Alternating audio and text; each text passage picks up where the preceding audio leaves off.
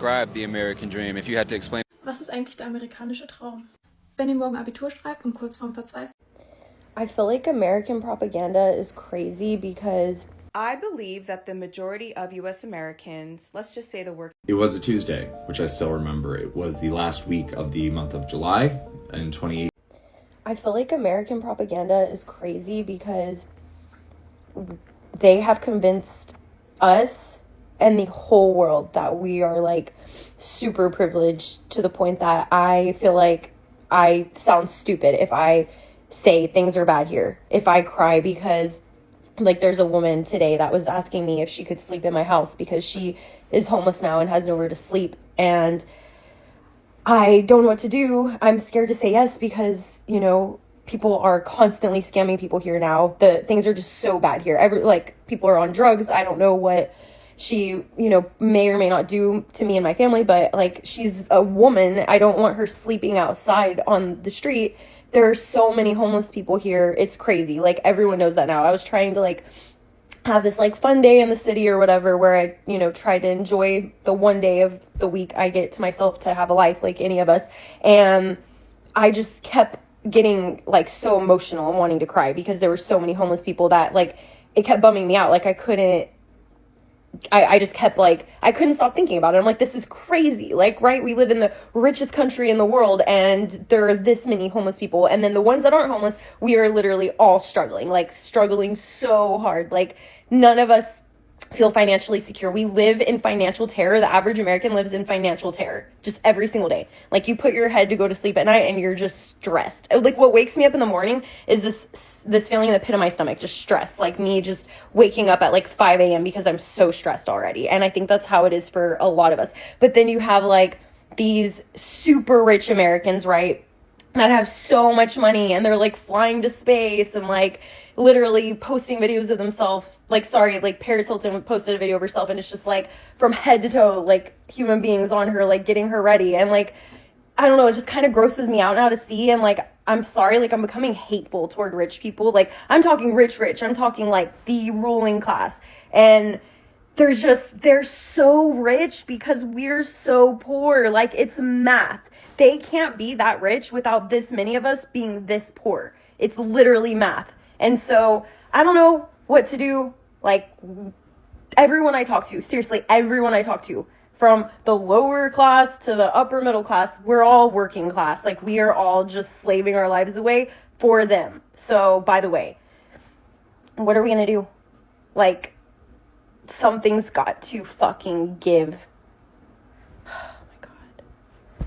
Can somebody explain to me in crayon eating terms why I make over 3 times the federal minimum wage and I cannot afford to live? I know he kind of answered the question himself in his own video, but I want to highlight one thing he briefly mentioned and talk about it, which is that the American dream is dead. Yes, the traditional American dream, which is like doing better than your parents and being able to provide a lot for your family, is dead, or at least it's changed. Because there are many of us that are well aware that we will never be able to make as much money as our parents did. And I think my mother, who is a boomer and benefited directly from the system in place, said it best when she once said, roughly, that the American dream has changed. It's become very apparent to everyone that in this economy, Gen Z, millennials, and some Gen Xers, many of us will not be able to do better than our parents. We won't even be able to do as well as our parents. And now the American dream has become just being able to get by, being able to maybe afford a house at some point, maybe have a kid or two if we're lucky enough to make that much money. And a lot of us, myself included, who has now experienced company like financial related layoffs twice so far in the last 2 years since I've entered the job market. You know, those of us who feel like we're constantly in fight or flight about bills and how we're going to keep making it by,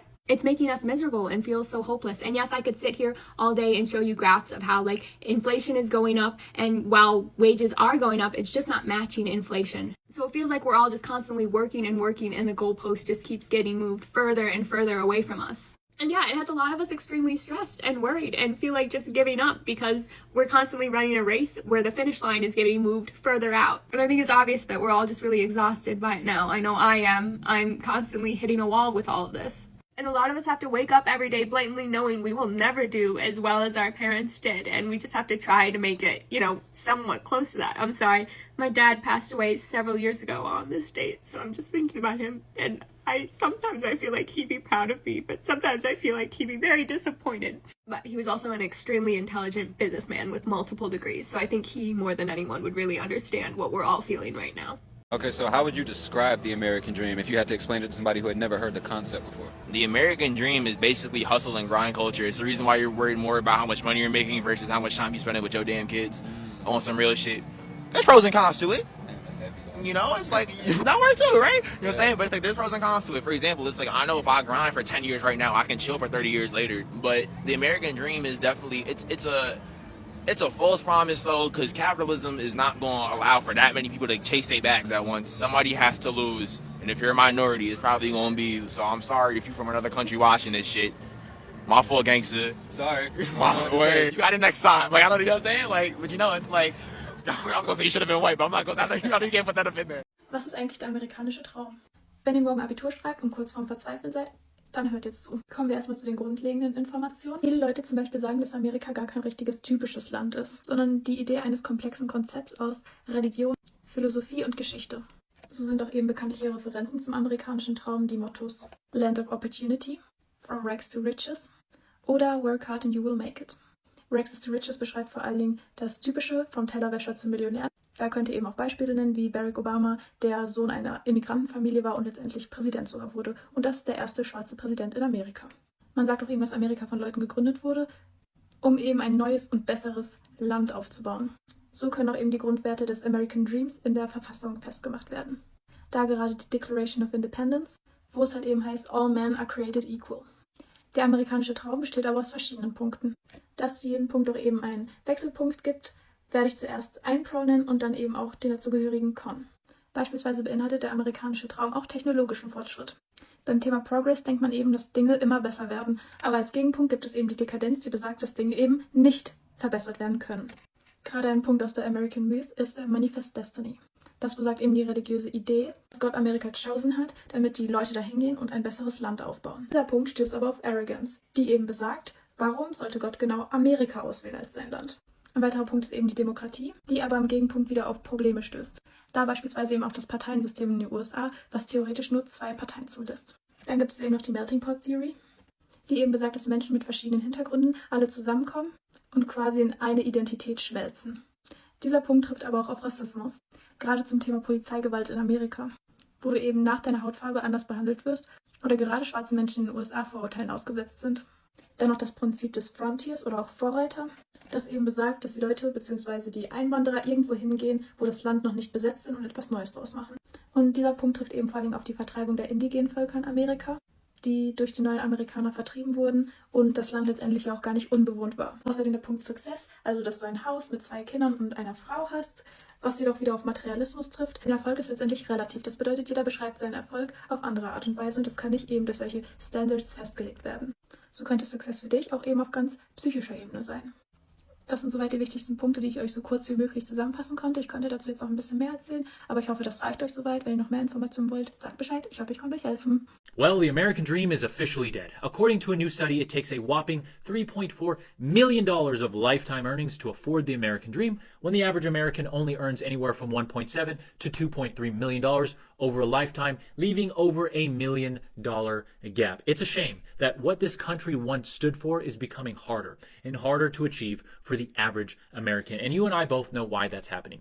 Housing unaffordability is through the roof, and prices of everything have skyrocketed when wages have not kept up. Now, I want to hear your number. Is it more or is it less? I think for most people, $3.4 million is probably right on the mark when you include that house, when you include kids, when you include cars, and when you include health insurance, which is a damn shame. And the only way that this is going to change is if wages catch up and outpace inflation for a significant amount of time.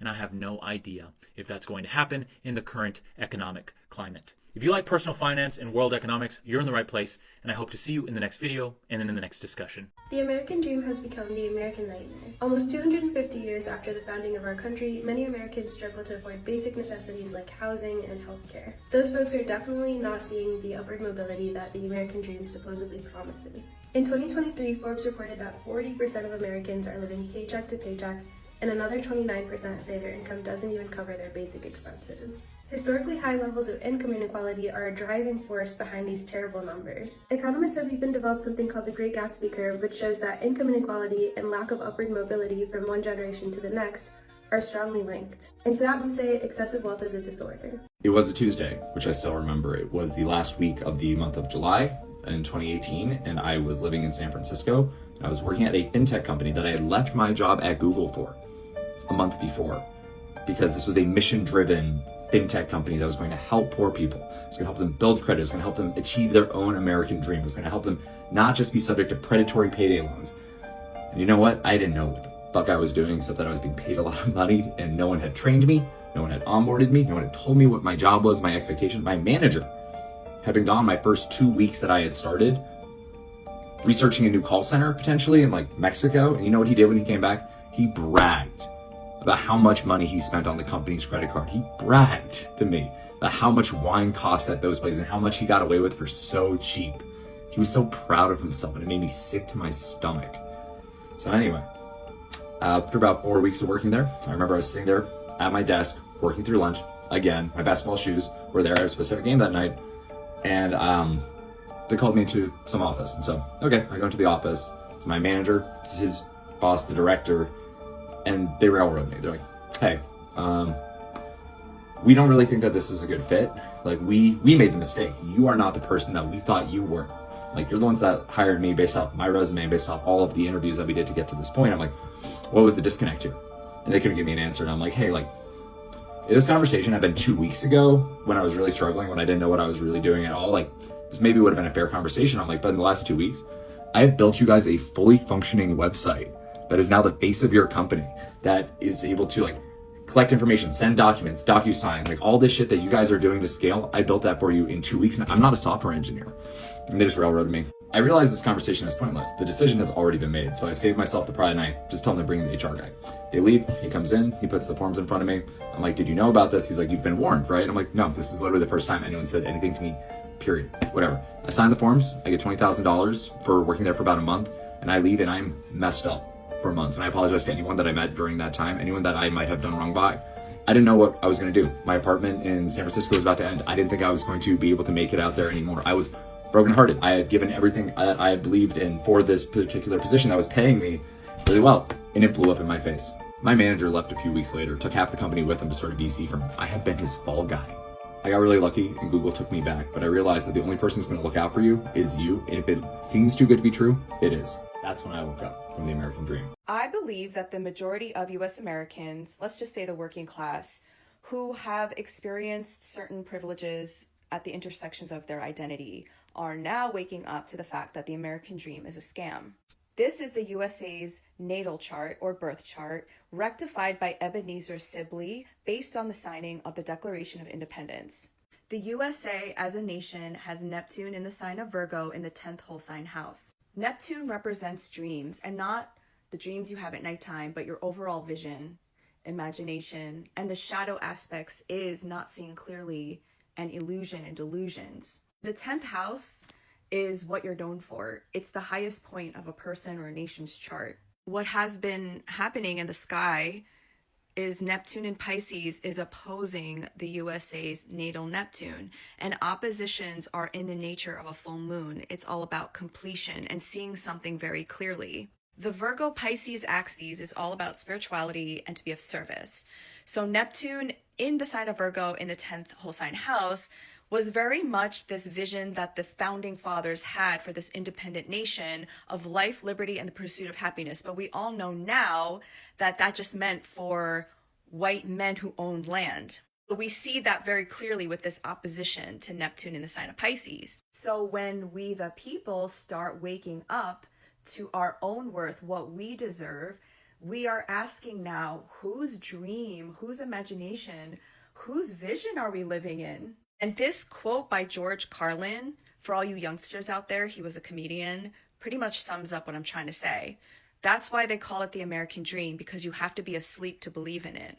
All right, guys, quick video today. Why I think the American dream is dead. I'm also going to share who we think is responsible for all this. So 2 years ago, I had a job interview at a major bank, a corporate position, and in the end it was in between me and one other person, and they went with the other guy because they told me that my views on the economy and the market in general are too negative and doesn't inspire investor confidence. I pretty much told them the truth, that I expect to see a lot of economic and financial turmoil over the next 2 to 3 years because of the moves of the Federal Reserve. During COVID, like an irresponsible parent, they figured that they would just throw money at the problem. We'll buy assets, we'll expand the balance sheet, we'll do quantitative easing, and everything's gonna be okay, guys, relax. Here's the fucking problem with that. All of a sudden, the money supply expands, asset prices inflate. All of a sudden, it costs $1 million to buy a shitty house in the fucking Bronx. All of a sudden, a fucking bag of carrots is $6.99. All of a sudden, your job is no longer enough to make do. This was the whole mechanism. What happens, for example, when you go and buy a used television from someone on Marketplace? Let's assume they actually show up. What happens? You buy the TV, you take the TV, and you give him cash for it, right? This is what the Federal Reserve did with a whole bunch of derivatives, mortgage-backed securities, credit default swaps, stocks, bonds, you name it, they bought it. Now, when you buy something from the market, you take that thing and you give cash. That's what they did. They figured that they'd inject the economy with money by buying everything they fucking could. They take the item, they give the market cash. If you do this long enough on a long enough timeline, all of a sudden, money's easy to come by. Interest rates are low, the cost of borrowing is low. Risk on, right? Let's take out some loans to start businesses, let's expand the economy. But it happened too fucking fast. And now we're seeing again major CEOs, Bill Ackman, Michael Burry, George Soros, famous investors liquidating their portfolio and entering short positions because they know what's coming. Even Warren Buffett with Berkshire Hathaway has actually focused his portfolio. Coca-Cola, American Express, Chevron, he's really reduced the amount of assets he's holding. He's being very careful. So yeah, all I'm saying is at the end of the day, you should be very careful where you're placing your money. Is it a safe position? Because at the end of the day, the government they just don't give a shit.